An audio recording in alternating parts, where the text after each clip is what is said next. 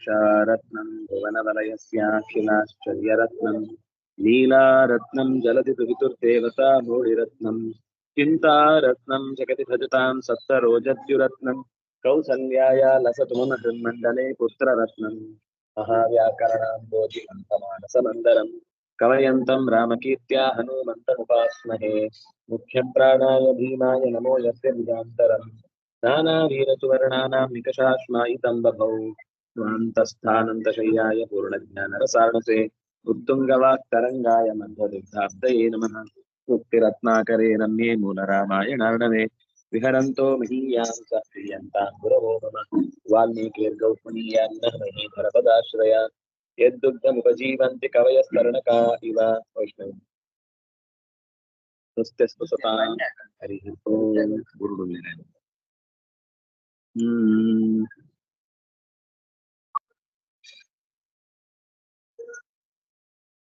ನನ್ನಂತಹ ಸಾವಿರಾರು ಕಪಿಗಳ ಗುಂಪು ರಾಮನ ನೆರವಿಗಾಗಿ ಸೇವಕ ಭಾವದಿಂದ ನೆಲೆ ನಿಂತಿದೆ. ಸುಗ್ರೀವನಿಗೆ ಗುರುವಾದ ನನಗೆ ಒಡೆಯನಾದ ರಾಮಚಂದ್ರ ಅವನ ಅನುಗ್ರಹದಿಂದ ಈ ತೋಳಿನಲ್ಲಿ ಶತ್ರುಗಳನ್ನ ಸೆದೆಬಡಿಯುವಂತಹ ಸಮೃದ್ಧಿ ಇದೆ. ಆ ಕಾರಣಕ್ಕಾಗಿ ರಾವಣನನ್ನು ನಾನು ಯುದ್ಧಕ್ಕಾಗಿ ಆಹ್ವಾನಿಸುತ್ತೇನೆ ಅಂತ ಪ್ರತಿಜ್ಞೆ ಮಾಡಿದ. ಹೀಗೆ ಜೋರಾಗಿ ಕೂಗಿಕೊಳ್ಳುತ್ತಾ ಅಂತ ಮುಂದೆ ಅದರ ವಿವರವನ್ನು ಹೇಳ್ತಾ ಇದ್ದಾರೆ. ಸುಧಾ ಅವರು ಹೇಳಿ.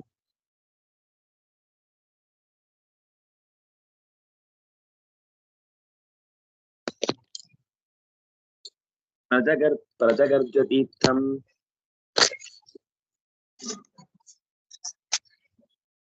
ಪ್ರಜಗರ್ಜತೀರ್ಥಂ ಹನುಮತ್ಯುದಾರೆ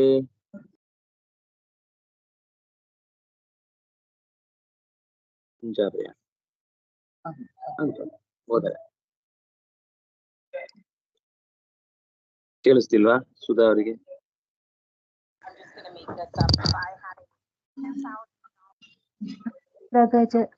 ಪ್ರಗರ್ಜತೀರ್ಥಂ ಹನುಮತ್ಯುದಾರೆ ಪ್ರಗರ್ಜತೀರ್ಥಂ ಹನುಮತ್ಯುದಾರೆ ಪ್ರಹಸ್ತಪುತ್ರ ಪ್ರಮುಖಾನ್ ಪ್ರಚಂಡಾನ್ ಪ್ರಹಸ್ತಪುತ್ರಾನ್ ಪ್ರಮುಖಾನ್ ಪ್ರಚಂಡಾನ್ ಪುತ್ರಾನ್ ಪ್ರಮುಖಾನ್ ಪ್ರಚಂಡಾನ್ ಸಪ್ತಾಕ್ಷತ್ ಸಪ್ತಶಿಖೋಪಮಾನ್ ಸಪ್ತಾದಿಶತ್ ಸಪ್ತಶಿಖೋಪಮಾನ್ ಶಿಖೋಪಮಾನಾನ್ ಸಪ್ತಾದಿಶತ್ ಸಪ್ತಶಿಖೋಪಮಾನಾತ್ ಸಮಂತ್ರಿಪುತ್ರಾನ್ ಕುಪಿತೋ ದಶಾಸ್ಯ ಸಮಂತ್ರಿಪುತ್ರಾನ್ ಕುಪಿತೋ ದಶಾಸ್ಯ ಸಮಂತ್ರಿಪುತ್ರಾನ್ ಕುಪಿತೋ ದಶಾಸ್ಯ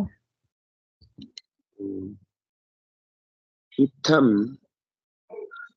ಹನುಮತಿ ಉದಾರೇ ಹನುಮತಿ ಪ್ರಜಗರ್ಜತಿ ಸತಿ ಪ್ರಹಸ್ತಪುತ್ರ ಪ್ರಮುಖಾನ್ ಪ್ರಚಂಡಾನ್ ಸಪ್ತ ಆದಿಶತ್ ಕೀದೃಶಾನ್ ಸಪ್ತಶಿಖೋಪಮಾನಾನ್ ಪ್ರಚಂಡಾನ್ ಸಹ ರಾವಣಃ ದಶಾಸ್ಯಃ ಮಂತ್ರಿಪುತ್ರಾನ್ ಕುಪಿತಃ ಆದಿದೇಶ ಅದಿಶತ್.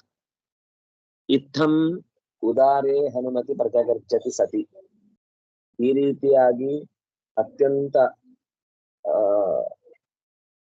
ವಿಸ್ತಾರವಾದ ತೋಳ್ಬಲವುಳ್ಳ ಹನುಮಂತ, ದೋಷವಿಲ್ಲದ ಹನುಮಂತ ಜೋರಾಗಿ ಘರ್ಜಿಸುತ್ತಿರಲು ಪ್ರಹಸ್ತನೇ ಮೊದಲಾದ ಯುದ್ಧದಲ್ಲಿ ಅತ್ಯಂತ ನಿಪುಣರಾದ ಏಳೇಳು ಮಹಾಪರ್ವತಗಳಿಗೆ ಸಮಾನರಾದ ಮಂತ್ರಿಗಳ ಮಕ್ಕಳಾದ ಆ 7 ಜನರನ್ನು ಕೋಪಗೊಂಡವನಾಗಿ ಆ ಕಪಿಯೆಡೆಗೆ ಸಾಗುವಂತೆ ದಶಾಸ್ಯನಾದ ರಾವಣ ಆದೇಶಿಸಿದ. ಪ್ರಜಗರ್ಜತಿ ಸತಿ, ಪ್ರಜಗರ್ಜತ್ ಪ್ರಜಗರ್ಜತೌ ಪ್ರಜಗರ್ಜತಃ ಪ್ರಜಗರ್ಜತಿ ಸತಿ ಅಂತ ಅದರ ಸಪ್ತಮಿ ವಿಭಕ್ತಿ. ಅದು ಉತ್ಕೃಷ್ಟನಾದ, ದೋಷವಿಲ್ಲದ, ಶಕ್ತಿವಂತನಾದ, ಯುದ್ಧದಲ್ಲಿ ಸದಾ ಮುನ್ನುಗ್ಗಬಲ್ಲ ಸಾಮರ್ಥ್ಯವುಳ್ಳ ಹನುಮಂತ ಮಹತ್ವವುಳ್ಳವನು ಅಂತ ಅರ್ಥ. ಖ್ಯಾತ ಅಂತ ಅರ್ಥ, ಮಹತ್ವವುಳ್ಳವನು ಅಂತ ಅರ್ಥ. ಉದಾರ ಅಂದ್ರೆ ಇಂತಹ ಹನುಮಂತನಲ್ಲಿ ಇತ್ತಂ ಪ್ರಜಗರ್ಜತಿ ಸತಿ, ಈ ರೀತಿಯಾದ ಘರ್ಜನೆಯನ್ನು ಮಾಡುತ್ತಿರಲಾಗಿ ಕುಪಿತಃ ಕೋಪಗೊಂಡಂತಹ ದಶಾಸ್ಯ 10 ಮೋರೆಯ ಯಾವುದರಲ್ಲೂ ಬುದ್ಧಿ ಇಲ್ಲದ ರಾವಣನು ಸಪ್ತಶಿಖೋಪಮಾನಾನ್ 7 ಪರ್ವತಗಳಿಗೆ ಶಿಖೋಪಮಾನ ಶಿಖರೋಪಮಾನ ಸಪ್ತಶಿಖ ಅಂದ್ರೆ ಬೆಂಕಿಯ ಜ್ವಾಲೆಗಳು. ಬೆಂಕಿಯಲ್ಲಿ 7 ನಾಲಿಗೆಗಳಿವೆ ಅಂತ ಹೇಳುದು. ಸಪ್ತಶಿಖೋಪಮಾನಾನ್, ಸಪ್ತಜಿಹ್ವಾ ಅಂತ ಅಗ್ನಿಗೆ ಹೆಸರು. 7 ನಾಲಿಗೆಗಳಂತೆ ಚಾಚುವ ಸಾಮರ್ಥ್ಯವುಳ್ಳ ಶತ್ರುಗಳನ್ನ ಸುಟ್ಟು ತಮ್ಮ ಸಾಮರ್ಥ್ಯದಿಂದ ಎದುರಿಸಬಲ್ಲ ತಾಕತ್ತುಳ್ಳ ಸಪ್ತಶಿಖಾ ಯಸ್ಯ ಸಹ ಸಪ್ತಶಿಖಃ ಸಪ್ತಶಿಖಸ್ಯ ಉಪಮಾನಂ ಯೇಷಾಂತೆ ಸಪ್ತಶಿಖೋಪಮಾನಃ ತಾನ್ ಸಪ್ತಶಿಖೋಪಮಾನಾನ್. ಅಂದ್ರೆ ಬೆಂಕಿಗೆ ಸಮಾನನಾದವರು ಅಂತ ಅರ್ಥ.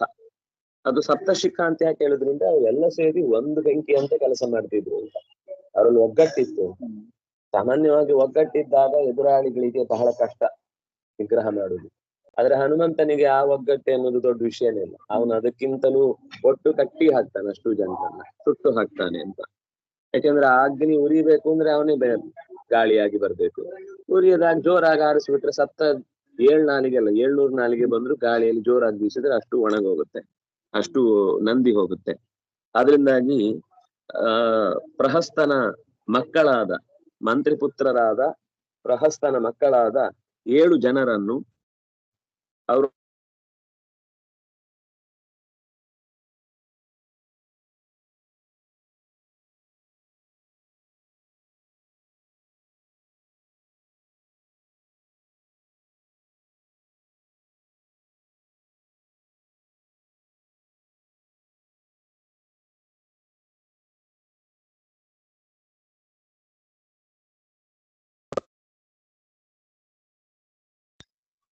ಯಾರಿದ್ದಾರೆ?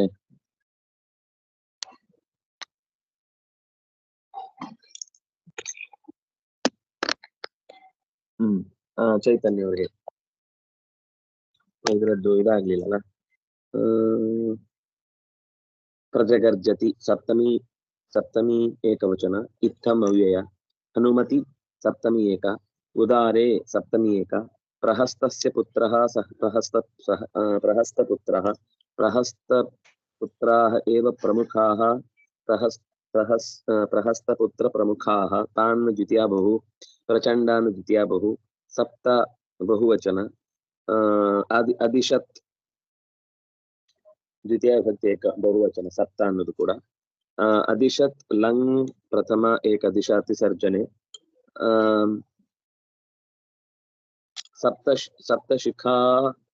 ಶಿಖಾಃ ಯಸ್ಯ ಸಹ ಸಪ್ತಶಿಖಃ ಸಪ್ತಶಿಖಸ್ಯ ಉಪಮಾ ಯೇಷಾಂತೆ ಸಪ್ತಶಿಖಾಃ ಇವ ಸಪ್ತಶಿಖಾಃ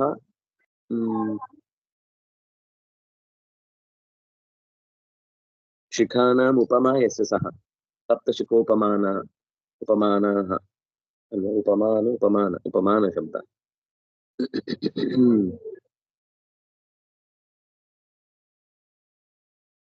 ಸಪ್ತಶಿಖಸ್ಯ ಉಪಮಾನಂ ಯೇಷಾಂತೆ ತಾನ್ ದ್ವಿತೀಯ ಬಹು ಸಪ್ತಶಿಖೋಪಮಾನಾನ್. ಸಹ ಪುಲ್ಲಿಂಗ ಮಂತ್ರಿಪುತ್ರಾನ್ ಪುಲ್ಲಿಂಗ ದ್ವಿತೀಯ ಬಹು, ಕುಪಿತಃ ತಪ್ರತ್ಯಂತ ಶಬ್ದಃ ದಶಾಸ್ಯಃ ಪುಲ್ಲಿಂಗ ಪ್ರಥಮ ಏಕ. ಚೈತನ್ಯ ಅವರು ಹೇಳಿ. ಪ್ರಹಸ್ತಪುತ್ರಸ್ತ್ವಥ ಜಂಬುಮಾಲಿ.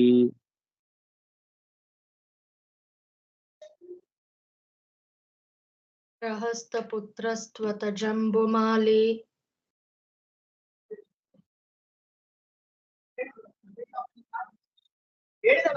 ಪ್ರಾಭಂಜನಿಂ ಪ್ರಾಪ್ಯ ಸುವರ್ಣಮಾಲಿ.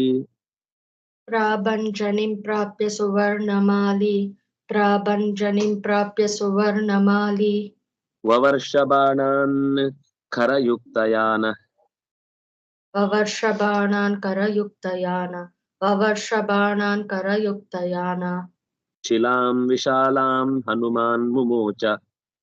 ಶಿಲಾಂ ವಿಶಾಲಾಂ ಹನುಮಾನ್ ಮುಮೋಚ. ಶಿಲಾಂ ವಿಶಾಲಾಂ ಹನುಮಾನ್ ಮುಮೋಚ.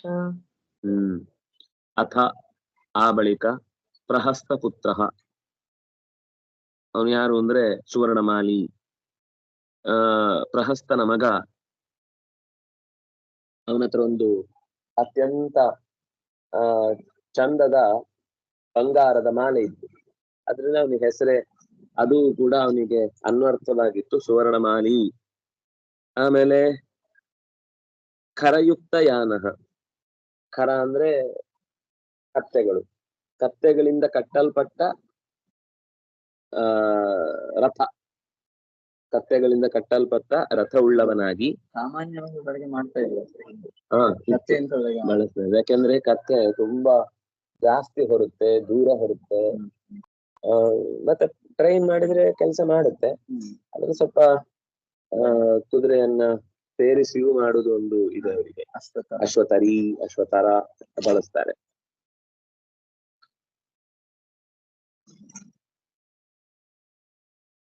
ಕರೈಹಿ ಯುಕ್ತಯಾನಃ,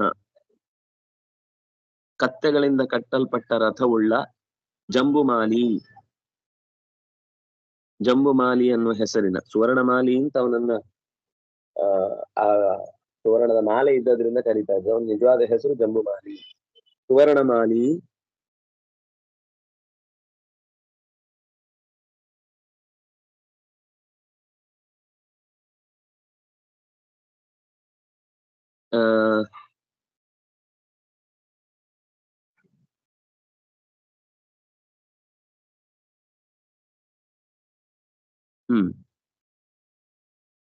ಪ್ರಾಭಂಜನಿಂ ಪ್ರಾಪ್ಯ, ಪ್ರಭಂಜನನ ಮಗನಾದ ಹನುಮಂತನನ್ನ ಸೇರಿ, ಪ್ರಾಭಂಜನಿಂ ಪ್ರಾಪ್ಯ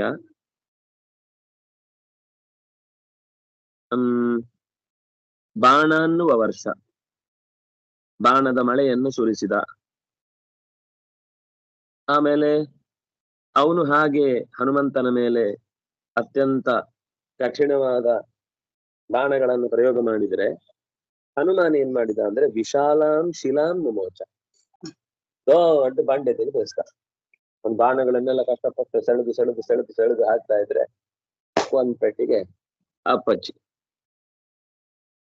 ಪ್ರಹಸ್ತ ಪುತ್ರನಾದ ಬಂಗಾರದ ಮಾಲೆಯನ್ನ ತೊಟ್ಟ, ಕತ್ತೆಗಳ ರಥವನ್ನ ಹೊತ್ತ ಜಂಬುಮಾಲಿ ಎನ್ನುವ ಹೆಸರಿನ ರಕ್ಕಸನು ಹನುಮಂತನ ಮೇಲೆ ಬಾಣಗಳ ಮಳೆಯನ್ನು ಗರೆದರೆ, ಪ್ರತಿಯಾಗಿ ಹನುಮಂತನು ಕೂಡ ದೊಡ್ಡದಾದ ಬಂಡೆಯನ್ನ ಎತ್ತಿ ಅವನ ಮೇಲೆ ಎಸೆದ. ಪ್ರಹಸ್ತಸ್ಯ ಪುತ್ರ ಪ್ರಹಸ್ತ ಪುತ್ರ, ಪುಲ್ಲಿಂಗ ಪ್ರಥಮ ಏಕ, ತು ಅವ್ಯಯ, ಅಥ ಅವ್ಯಯ, ತ್ವಥ ಎಣ್. ಜಂಬುಮಾಲಿ ಪುಲ್ಲಿಂಗ ಪ್ರಥಮ ಏಕ, ಪ್ರಾಭಂಜನಿ ಪುಲ್ಲಿಂಗ ಪ್ರಥಮ ದ್ವಿತೀಯ ಏಕ, ಪ್ರಾಭಂಜನಿಂ ಪ್ರಾಪ್ಯ ಲೆ ಪ್ರತ್ಯಯಾಂತಮವ್ಯಯಂ, ಸುವರ್ಣಸ್ಯ ಮಾಲಾ ಯಸ್ಯ ಸಹ. ಸುವರ್ಣಮಾಲಿ ಅಥವಾ ಸುವರ್ಣಮಯೀ ಮಾಲಾ, ಸುವರ್ಣಮಾಲಿ. ವವರ್ಷ ವೃಷಸೇಚನೆ ಲಿಟ್ ಪ್ರಥಮ ಏಕ, ಬಾಣಾನ್ ದ್ವಿತೀಯ ಬಹು. ಖರಯುಕ್ತಯಾನಃ, ಖರೈಹಿ ಯುಕ್ತಂ ಯಾನಂ ಯಸ್ಯ ಸಹ, ಕತ್ತೆಗಳಿಂದ ಕಟ್ಟಲ್ಪಟ್ಟ ರಥವುಳ್ಳವನು ಯಾವನೋ ಅವನು. ಶಿಲಾಂ ವಿಶಾಲಾಂ ಸ್ತ್ರೀಲಿಂಗ ದ್ವಿತೀಯ ಏಕ, ಹನುಮಾನ್ ಪುಲ್ಲಿಂಗ ಪ್ರಥಮ ಏಕ, ಮುಮೋಚ ಮುಚಿನ ಮೋಕ್ಷಣೆ ಲಿಟ್ ಪ್ರಥಮ ಏಕ. ಭೂಷಣ್ ಅವ್ರು ಹೇಳಿ. ಶರೈ ಶಿಲಾಯಾಂ ಶಕಲೀಕೃತಾಯಾಂ, ಶರೇ ಶಿಲಾಯಾಂ ಶಕಲೀಕೃತಾಯಾಂ, ಶರೇ ಶಿಲಾಯಾಂ ಶಕಲೀಕೃತಾಯಾಂ, ಸಾಲೆ ಚ ಮುಕ್ತೆ ರಿಪುಣಾ ನಿಕೃತ್ತೆ, ಸಾಲೆ ಚ ಮುಕ್ತೆ ರಿಪುಣಾ ನಿಕೃತ್ತೆ, ಸಾಲೆ ಚ ಮುಕ್ತೆ ರಿಪುಣಾ ನಿಕೃತ್ತೆ. ತೇನೈವ ವೀರಃ ಪರಿಘೇಣ ಪಾಪಂ, ತೇನೈವ ವೀರಃ ಪರಿಗೇಣ ಪಾಪಂ, ತೇನೈವ ವೀರಃ ಪರಿಗೇಣ ಪಾಪಂ. ಸಂಚೂರ್ಣಯಾಮಾಸ ಸುಯಾನಮೇನಂ ಸಯಾನಮೇನಂ, ಸಂಚೂರ್ಣಯಾಮಾಸ ಸಯಾನಮೇನಂ, ಸಂಚೂರ್ಣಯಾಮಾಸ ಸಯಾನಮೇನಂ. ಜಂಬುಮಾಲಿ ಹನುಮಂತನ ಮೇಲೆ ನಿರಂತರ ಬಾಣಗಳ ಪ್ರಯೋಗವನ್ನ ಒಂದು ಕಡೆಯಿಂದ ಮಾಡ್ತಾ ಇದ್ದಾನೆ. ಹನುಮಂತ ಎಸೆದ ದೊಡ್ಡ ಆ ಬಂಡೆಯನ್ನು ತನ್ನ ಬಾಣಗಳಿಂದ ಪುಡಿಗಟ್ಟಿದ್ದಾನೆ. ಶಕಲೀಕೃತಾಯಾಮ್ ಶಿಲಾಯಾಮ್, ಶಕಲ ಅಂದ್ರೆ ತುಂಡು, ಶಕಲೀಕೃತ ಅಂದ್ರೆ ತುಂಡು ತುಂಡಾಗಿಸಿದ ಆ ಬೆಟ್ಟವನ್ನೇ ಅವನು ಎಸೆದ್ರೆ ಹನುಮಂತ ಅದನ್ನ ಬಾಣದಿಂದ ಪುಡಿ ಪುಡಿ ಪುಡಿ ಮಾಡಿದ. ಯಾರು? ಜಂಬುಮಾಲಿ.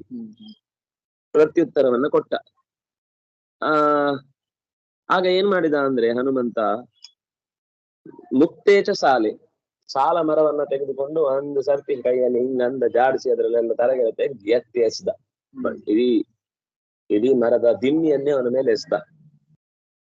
ಆಗ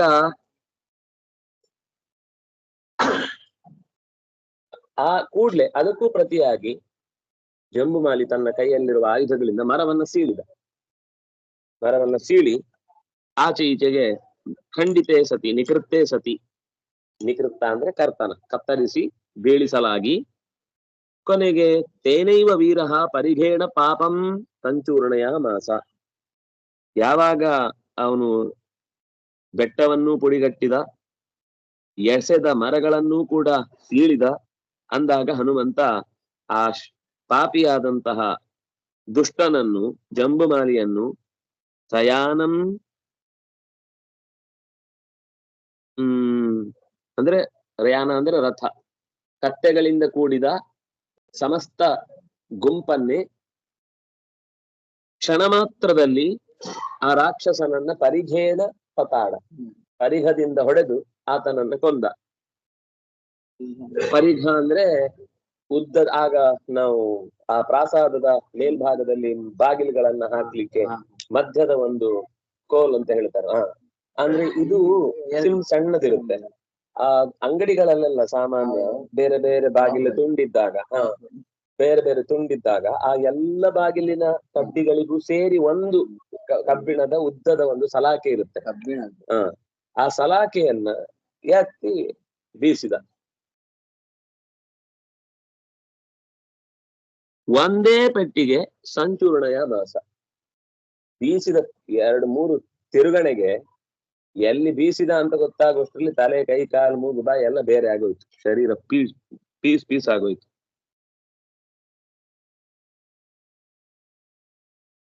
ತೇನೈವ ಅಂತ ಒಂದು ಶಬ್ದ ಬಳಸಿದ್ರು. ಆರಂಭದಲ್ಲಿ ಯಾವ ಪರಿಘವನ್ನ ತಗೊಂಡಿದ್ನೋ ಅದೇ ಪರಿಘದಿಂದ ಪಾಪಂ ಸಂಚೂರ್ಣಯ ಮಾಸ, ದುಷ್ಟನನ್ನ ತಲೆ ಕರಿದ, ದುಷ್ಟನ ತಲೆಯನ್ನು ಕಿತ್ತೆಸೆದ. ಚರೈಹಿ ತೃತೀಯಾಬಹು ಶಿಲಾಯಾಂ ಸಪ್ತಮಿ ಏಕ, ಶಕಲೀಕೃತಾಯಾಂ ಸಪ್ತಮಿ ಏಕ, ಸಾಲೆ ಸಪ್ತಮಿ ಏಕ ಚ ಅವ್ಯಯ. ಸಾಲ ಅನ್ನೋದು ಮರ. ಮುಕ್ತೆ ಸಪ್ತಮಿ ಏಕ, ರಿಪುಣ ತೃತೀಯ ಏಕ, ನಿಕೃತ್ತೆ ಸತಿ, ನಿಕೃತ್ತಂ ನಿಕೃತ್ತಃ ನಿಕೃತ್ತೆ ಸಪ್ತಮಿ ಏಕ, ತೇನ ಏವ ತೇನೈವ ವೃದ್ಧಿ, ತೇನ ತೃತೀಯ ಏಕ ಏವ ಅವ್ಯಯ, ವೀರಃ ಪುಲ್ಲಿಂಗ ಪ್ರಥಮ ಏಕ, ಪರಿಘೇಣ ತೃತೀಯ ಏಕ, ಪಾಪಂ ದ್ವಿತೀಯ ಏಕ, ಪಾಪಃ ಪಾಪಂ ಪಾಪೇ ಪಾಪಾನಿ, ಪಾಪಂ ಪಾಪೇ ಪಾಪಾನಿ ದ್ವಿತೀಯ ಏಕ, ಸಂಚೂರ್ಣಯಾಮಾಸ. ಚೂರ್ಣ ಸಂಕೋಚನೆ ಅಂತ ಧಾತು.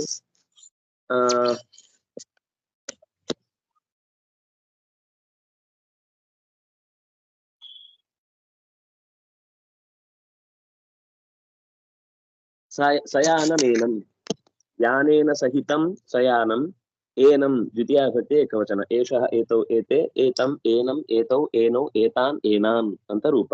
ಏನಂ ಅಂದ್ರೆ ಇವನನ್ನು. ಏನಂ ಪಾಪಂ ಪರಿಘೇಣ ತೇನೈವ ಪರಿಘೇಣ ಸಂಚೂರ್ಣಯ ಮಾಸ.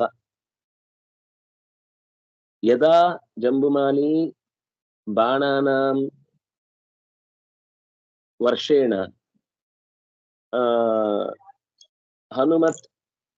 ಹನುಮತಾ क्षिप्त पर्वतं चूर्णीकृतवान्, तथैव सालवृक्षमपि निकृत्तवान्. तदा हनुमान् पूर्वं यदा प्रासादस्य उपरि सः गच्छत् तदा गृहीतं परिघमेव स्वीकृत्य तेनैव तस्य शिरः चूर्णयामास.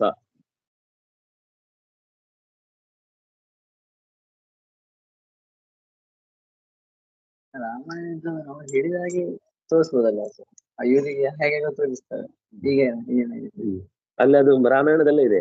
ತಸ್ಯ ಚೈವ ಶಿರೋ ನಾಸ್ತಿ ನ ಬಾಹು ನ ಚ ಜಾನುನಿ ನ ಧನುಃ ನ ರಥೋ ನಾಶ್ವಾಹ ಕಸ್ಯಾ ದೃಶ್ಯಂತ ನೇಶವಃ. ಏನು ಇರ್ಲಿಲ್ಲ, ಅಲ್ಲೊಬ್ಬ ವ್ಯಕ್ತಿ ಇದ್ದ ಅಂತಾನೆ ಗೊತ್ತಾಗ್ಲಿಲ್ಲ, ಹಾಗೆ ಹೊಡೆದಾಕಿದ್ದಾನೆ. ಇದನ್ನ ತೋರಿಸುವುದು ಕಷ್ಟ ಇದೆ. ಈಗಿನ ಗ್ರಾಫಿಕ್ಸ್ ಮಾಡ್ಬೋದು, ಆದ್ರೆ ಅದು ಅರ್ಥ ಆಗ್ಬೇಕು ಅಷ್ಟೇ. ಅವನು ರಾಮಾಯಣ ಒಂದು ಚಂದಾಗಿ ಓದಿರ್ಬೇಕು. ಸಾಕು, ಇವತ್ತು ಮುಗಿಸೋಣ. ಶ್ರೀ ಹರಿಪ್ರಿಯತಾಂ ಶ್ರೀ ಕೃಷ್ಣ ನಮಸ್ತೆ. ನಮೋತ್ಕಟಾಂ.